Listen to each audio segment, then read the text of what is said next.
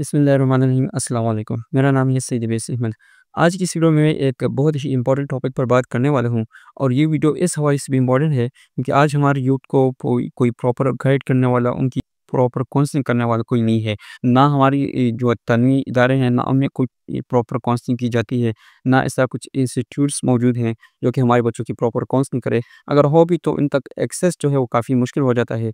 तो जिसकी वजह से हमारे बच्चे जो है, हमारी यूथ है, और फिर हम जो सराउंडिंग में जो मतलब थोड़े उनसे एल्डर्स हों या अगर इसका कुछ एक्सपीरियंस बंदा उनको नज़र आता है, उनसे मशवरा लेते हैं, किसी चाचा मामा से मशवरा ले लेते हैं। इसकी वजह से जो उनको सजेशन दी जाती है वो अक्सर औक़ात उनको एक ऐसे पेथवे पर लेकर चली जाती है जिसमें बाद में उनको काफ़ी जो है वो इश्यूज़ का जो है, मसाइल का सामना करना पड़ता है।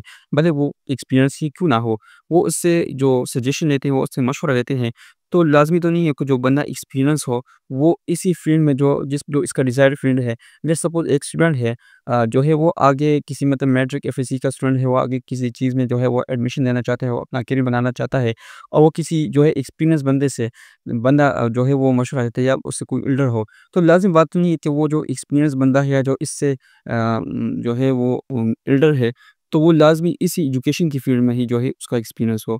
तो जिसकी वजह से जो उसको अक्सर सजेशन दी जाती है, तो वो उसको एक ऐसे पेथवे पर लेकर चली जाती है, इससे बाद में उस बच्चे को काफ़ी मुश्किलात का सामना करना पड़ता है। तो आज की इस वीडियो में मैं इन तमाम इश्यूज़ पर, इन तमाम मसाइल पर बात करने वाला हूँ कि कैसे जो है एक स्पेशली हमारे जो जिन्हों स्टूडेंट्स ने मैट्रिक के एग्ज़ाम दे दिए हैं और वो आगे किसी अच्छी कॉलेज में एडमिशन लेना चाहते हैं, लेकिन उनको आइडिया नहीं हो रहा कि किस फ़ील्ड या जो है किस सब्जेक्ट में हम आगे जाएँ और अपना एक करियर बनाएँ। तो वीडियो को आखिर तक देखते रहिएगा। इंशाल्लाह उम्मीद है आज की इस वीडियो से आपको काफ़ी कुछ इन्फॉर्मेशन देखने को मिलेगी। तो बात करते हैं उन स्टूडेंट्स के बारे में जिन्होंने अभी अपने मैट्रिक के एग्ज़ाम दे दिए हैं और आगे किसी अच्छे कॉलेज एडमिशन लेना चाहते हैं, लेकिन उनको आइडिया नहीं हो रहा कि कौन-सा सब्जेक्ट जो है, कौन-सा फ़ील्ड मैं चूज़ करूँ, कौन-सा फ़ील्ड मेरे लिए बेस्ट है। तो देखिए, सबसे पहले तो आपको ये समझना चाहिए कि मैट्रिक में हमारे पास जो जनरल जो है 2 टाइप्स के हमारे पास फ़ील्ड्स होते हैं। एक हमारे पास आर्ट्स होता है, एक हमारे पास साइंस होता है।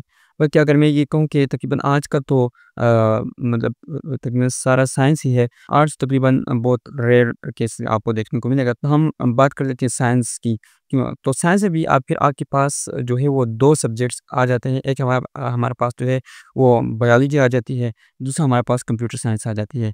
तो जिन बस डिफ़रेंस ये होता है कि जिन्होंने बायोलॉजी पढ़नी होती है वो फिर कंप्यूटर साइंस नहीं पढ़ते होते, और जिन्होंने कंप्यूटर साइंस पढ़नी होती है, जिनका कंप्यूटर साइंस होता है, वो फिर बायोलॉजी नहीं पढ़ते होते हैं, उन्होंने बायोलॉजी नहीं पढ़ी होती। तो अगर आपने प्री जो है उस सॉरी, वो आपने बायोलॉजी पढ़ी हुई है और आप आगे जो है एडमिशन लेना चाहते हैं एफएससी में, तो देखें, सबसे पहले तो ये है कि your interest is most important. आपका इंटरेस्ट किस चीज़ में है, ये बहुत मैटर करता है। आप बजाय इसके कि आप किसी से मशवरे लें कि मैं किस चीज़ में जो है वो लूँ, कौन-सा फ़ील्ड, किस फ़ील्ड का स्कोप। एक तो हमारे यहाँ पर ये एक बहुत बड़ा मसला है कि कौन-सी फ़ील्ड का स्कोप जो है वो आजकल है, कौन-सा फ़ील्ड ट्रेंडिंग पर है। देखिए, कोई भी फ़ील्ड जो है ट्रेंडिंग पर स्कोप ये आर्ज़ी तौर पर होते हैं। किसी भी फ़ील्ड का मेरे ख़्याल से परमानेंट कोई स्कोप नहीं होता। स्कोप इंसान खुद बनाता है। अगर मिसाल के तौर पर कोई फ़ील्ड है, उसका स्कोप बहुत बड़ा है, ठीक है? आप प्री इंजीनियरिंग में आगे जाते हैं, प्री इंजीनियरिंग में आप आगे जाकर किसी इंजीनियरिंग की जो है उसको सेलेक्ट करते हैं, फ़ील्ड को सेलेक्ट करते हैं, तो आप वहाँ पर जाकर करियर बनाएँगे, उसका एक बहुत बड़ा स्कोप है। लेकिन आप में खुद आपका इंटरेस्ट उसमें नहीं था, आप जो है ज़बरदस्ती वहाँ पर आए और अपने आप को एडजस्ट करने की कोशिश कर रहे हो, तो आप एडजस्ट नहीं हो पा रहे, जिसकी वजह से आपकी लर्निंग पर जो है वो काफ़ी इफ़ेक्ट पड़ रहा है और आप जो है अपना करियर उसमें काफ़ी नहीं बना पाए। तो जिसकी वजह से आप जो कॉम्पिटिशन है पीछे रह गए हो। तो आपका स्कोप भले ही उसका क्यों ना हो, लेकिन आप तो पीछे रहोगे, तो आपको उसका कोई बेनिफिट नहीं मिलेगा। तो कहने का जो मकसद है ये है कि your interest is most important. आप अपने इंटरेस्ट को देखिएगा। अगर आपको कोई सजेशन दे भी रहा हो, ये हाँ, ये कर लो, ये कर लो, आपने देखिए किसी की बातों में नहीं आना। आपने जो आपको सजेशन दे रहा है, अगर आपसे वो कोई आपके मतलब कभी-कभी ये भी होता है कि आपके पेरेंट्स ही जो है, बच्चों के पेरेंट्स ही बच्चों को वो सजेशन दे रहे होते हैं। तो देखें, अगर आप पेरेंट्स हैं, तो आपसे मेरी रिक्वेस्ट है कि देखें, पढ़ाई जो है बच्चे ने करनी है, आपने नहीं करनी। तो आप करेंगे उसको अपनी उसके मुताबिक, बल्कि आप उनसे पूछें कि आपका इंटरेस्ट किस चीज़ में है।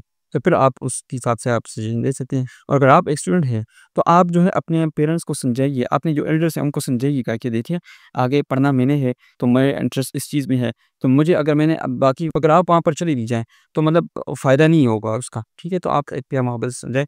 तो बहरहाल कहने का जो मकसद है वो ये है कि आपका जो है इंटरेस्ट, और सेकंड नंबर पर आता है कि अगर आपको आइडिया नहीं हो रहा कि मेरा इंटरेस्ट क्या है, आपको अपने इंटरेस्ट का ही कभी-कभी ये होता है कि कुछ स्टूडेंट्स को आइडिया नहीं हो रहा कि मेरा इंटरेस्ट, बस वो वैसे ही पढ़ाई आगे जो है जाना चाहते हैं। तो देखें अगर आपने बायोलॉजी पढ़ी हुई है, तो बायोलॉजी की एक ब्यूटी है, वो ये है कि बायोलॉजी अगर आपने पढ़ी तो आप किसी भी फ़ील्ड में आगे मतलब कि एफएससी लेवल पर आप किसी भी फ़ील्ड में जाकर एडमिशन ले सकते हैं। आप प्री मेडिकल में एडमिशन ले सकते हैं, आप प्री इंजीनियरिंग में भी एडमिशन ले सकते हैं, आप आईसीएस की तरफ भी जा सकते हैं, उसमें भी एडमिशन ले सकते हैं। इसके अलावा आप जो है वो बीकॉम, और इसके अलावा जो हमारे पास जितने भी डिप्लोमास हो रहे हैं, तो आपके लिए ये एक ओपनली आप कहीं भी जा सकते हैं। ये एक चूँकि मेरा खुद ज़ाती एक्सपीरियंस है, मैंने खुद भी जो है 9th-10th में बायोलॉजी पढ़ी थी, लेकिन फिर मेरा उसमें इतना मतलब वो नहीं हुआ, आप इंटरेस्ट समझ लें, में इतना इंटरेस्ट नहीं था, या एक्सपीरियंस मेरा काफ़ी उसमें अच्छा नहीं हुआ। इसकी वजह से फिर मैंने जाके आगे प्री इंजीनियरिंग में एडमिशन ले लिए।